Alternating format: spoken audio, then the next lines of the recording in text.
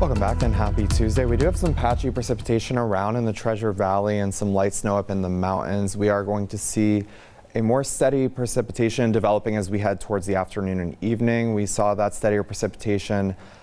This is Sunday, but as we headed through Monday, that's when we saw some heavier snow moving into the Tamarack resort area, and that's where we picked up 14 inches over the last couple of days, and we'll continue to pile on with some of those snow totals in the mountains above 6,000 feet.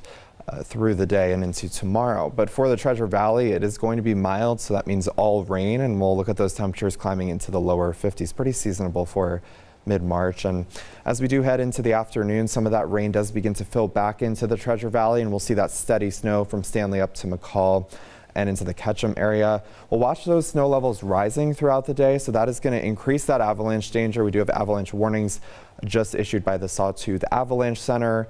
Again, for that same area from Stanley down to Ketchum, where we've seen some of those avalanches. And we'll start to see those snow levels rising once again tonight as a cold front moves through. So this is just after midnight. We're also going to see some very gusty winds as that moves through. Could be looking at some gusts up to 40 miles per hour in the Treasure Valley.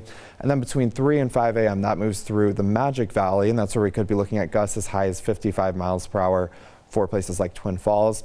And then once that clears the area, we actually clear out really nicely heading into Wednesday evening and especially Thursday. We'll look at a lot of sunshine throughout the entire area, really up into the mountains as well. As I was mentioning, that wind is going to be an issue as we head through tonight. We had it last night as another cold front moved through, pretty similar to what we saw last night with some of those stronger wind gusts during the late evening hours and into the overnight. And again, that's going to especially be the case right along the 84 corridor, but we could see some of those stronger wind gusts getting into the mountains, blowing that snow around and creating some poor visibility on the roadways.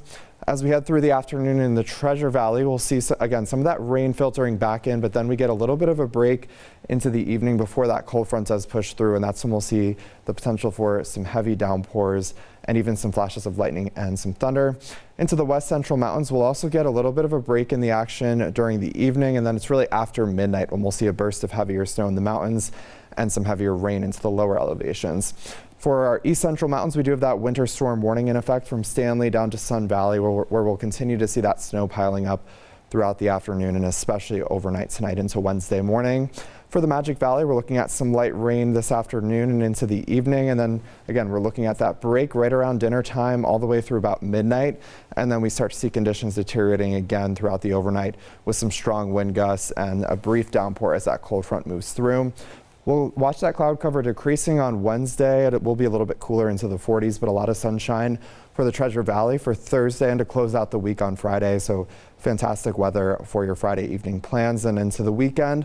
Looks like we'll see more cloud cover and a little bit of unsettled weather, but the Treasure Valley looks to stay mostly dry. A lot of that precipitation will be confined to the mountains. And for the Magic Valley, we've got a cool couple of days ahead for the middle of the week, but we'll warm things up into the upper 40s heading into the weekend.